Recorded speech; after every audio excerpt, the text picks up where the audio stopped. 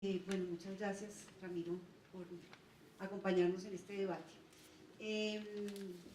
Como la sesión de hoy se denomina Participación Ciudadana y Políticas Culturales en los 20 años del sistema, yo quiero compartir con ustedes como algunas de las experiencias que he tenido en Bogotá y bueno, muchos de ustedes que han estado siendo parte de los consejos y en general del Sistema Distrital de Arte, Cultura y Patrimonio,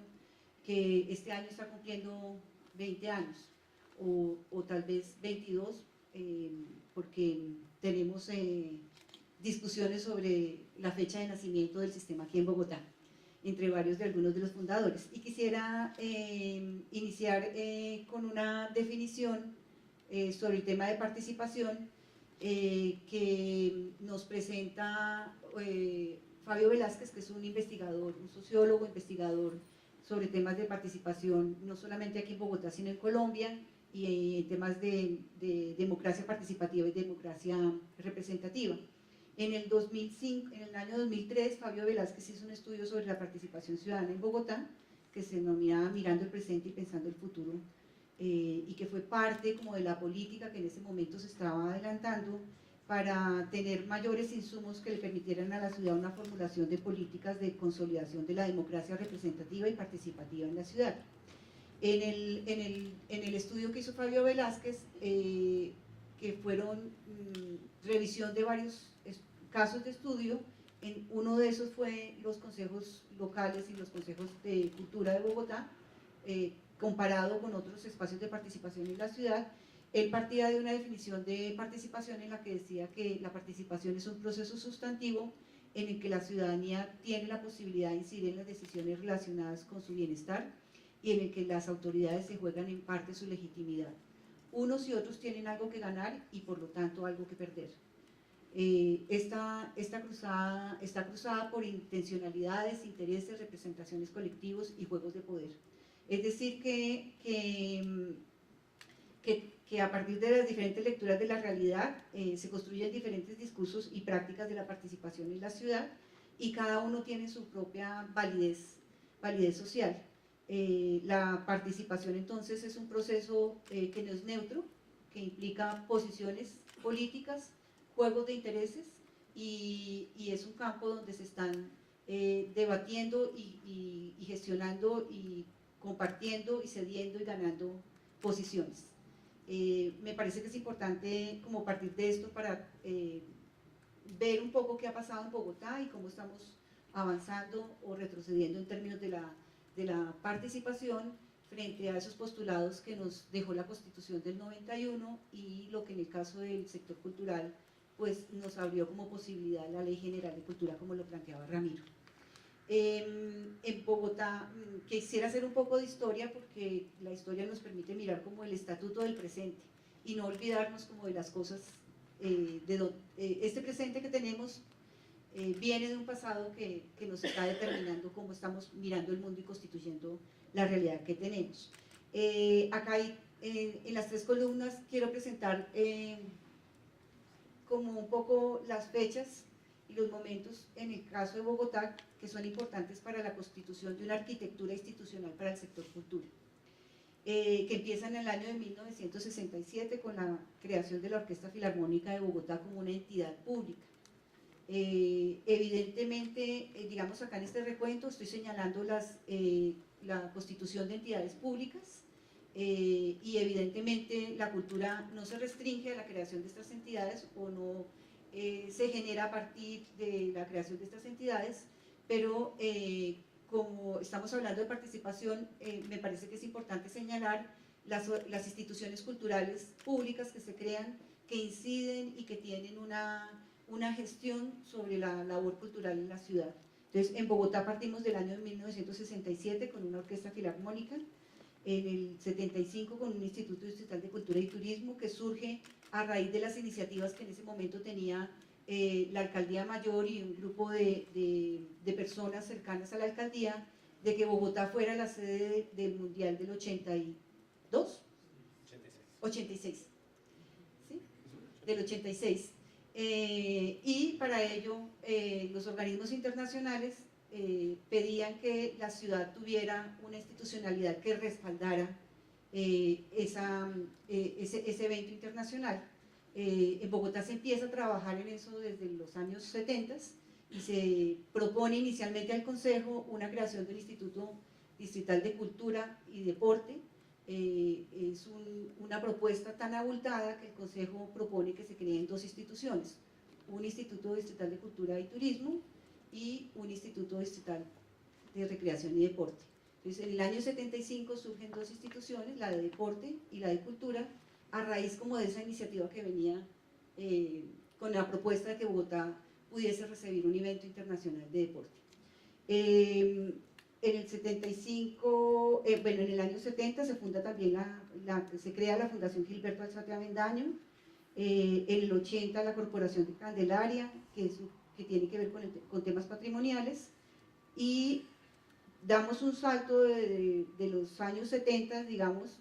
y 80 al 2006, cuando hay una reforma administrativa que permite la creación del sector cultura, recreación y deporte. Hasta ese momento teníamos como una serie de entidades públicas, digamos de cierta manera dispersas, que atendían o aspectos muy puntuales como la Corporación de la Candelaria, que se restringía al manejo del centro histórico y de los bienes y muebles patrimoniales,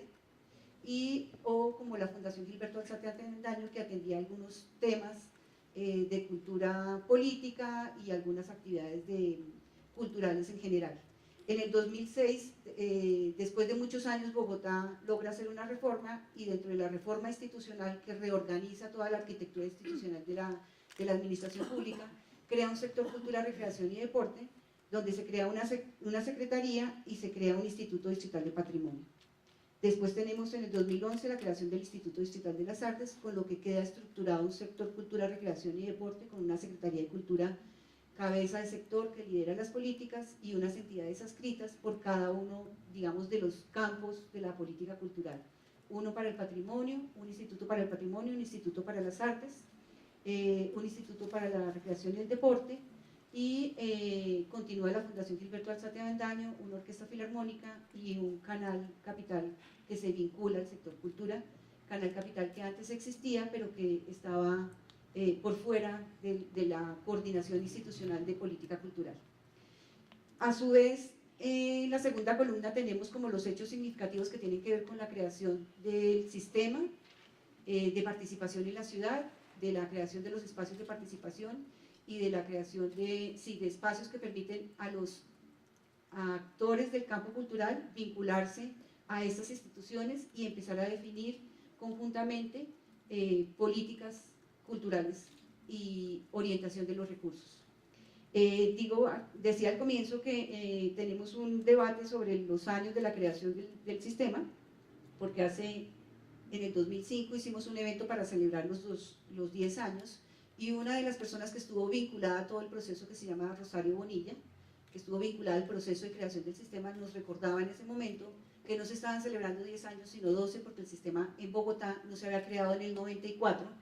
sino que en el 92 ya habían antecedentes de creación de los consejos y de una manera de organización de la ciudadanía, y especialmente el sector artístico, para vincularse a la formulación de políticas y acompañar, digamos, la incipiente institucionalidad que existía en ese momento. Entonces, en Bogotá, desde el 92, se empiezan a crear unos espacios de participación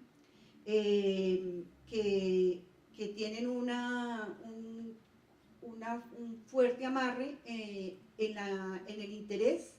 de los artistas de la ciudad de vincularse a la institucionalidad y de pensar las políticas culturales en la ciudad. De ampliar la acción de ese Instituto Distrital de Cultura y Turismo, y de descentralizar la actividad cultural más allá del Teatro Jorge Eliezer Gaitán y la Media Torta, que era como el ámbito de acción que tenía en ese momento el IDTC. Tenemos, por supuesto, pues entonces la Constitución del 97, y a partir de esa Constitución del 97, una actualización del sistema, ya se formula una normativa que empieza a reglamentar estos espacios de participación en concordancia con lo que estableció la Ley General de Cultura. Y después tenemos 3 momentos que son de reforma de ese sistema, que lo han ido complejizando, lo han ido formalizando, normatizando y en algunos casos burocratizando. Tenemos una reforma en el 99 cuando se crean consejos locales y de áreas artísticas. Hay una reforma en el 2001 que también adecúa como esos espacios de participación los consejos para incluir cada vez más sectores que hacen parte de esos consejos, especialmente en lo distrital, en lo local, perdón. Y en el 2007 hay una nueva reforma que crea el sistema que tenemos en este momento y que establece 47 espacios de participación, mesas de trabajo y todo un poco la arquitectura que está funcionando en este momento. Por otra parte, tenemos en la tercera columna como los documentos de política cultural que se han formulado en Bogotá. Tenemos, y aquí digamos la relación que quiero hacer es que hay una institucionalidad, hay una ciudadanía participante y hay unos documentos que se empiezan a formular en la ciudad que cruzan, que son producto de la relación entre esa ciudadanía y entre esa institucionalidad cultural. Hay un primer documento de políticas que se hace en el año 2001, que lo hace el Consejo Distrital de Cultura, que es un documento de unas 10, 15 páginas máximo, pero es una primera iniciativa para poder tener desde Bogotá y en el sector cultura un diagnóstico de lo que es la actividad cultural y artística en la ciudad y unas propuestas de lo que debería ser una política consistente para en ese momento lo que era la institucionalidad que era el Instituto de Cultura y Turismo. Después se formula en el 2004 un documento de políticas culturales 2004-2016. Fíjense que acá hay una cosa interesante y es que el primer documento se formula casi que para el periodo de una administración. El segundo documento se formula para un periodo de 3 administraciones o con una visión o una perspectiva de mediano o largo alcance y ya no solamente para lo que debe hacer una administración, sino proponiendo una visión de lo que quiere el sector cultural en la ciudad a mediano y largo plazo, que le permita también a las administraciones que llegan tener claridad sobre lo que quieren los artistas y lo que quiere el sector cultural en términos de proyecciones. Y aquí me parece que es una de las cosas importantes de resaltar en este documento es que tiene esa visión a largo plazo. Se intenta hacer un trabajo que permita que no cada administración llegue con un énfasis y le ponga o no le ponga recursos o le ponga unas actividades o le quite otras a la política cultural de la ciudad, sino que pueda haber una construcción colectiva de más largo alcance. Posteriormente, bueno, aquí también tenemos otros documentos como el que se hace en el 2006 y en el 2009 que son relacionados con el tema de fomento a la lectura y a la escritura, que son políticas que salen formuladas desde el Consejo o desde sectores específicos, y aquí ya entonces no estamos hablando de un documento que incluye el arte, la cultura y el patrimonio y que piensa de manera integral esto, sino para un sector específico. Esto también es importante verlo porque en la ciudad se ha querido formular, tener esa visión integral de los campos que componen la cultura en la ciudad, arte, cultura y patrimonio, pero a su vez también hay un desarrollo de políticas o de lineamientos para sectores específicos como la literatura y la escritura.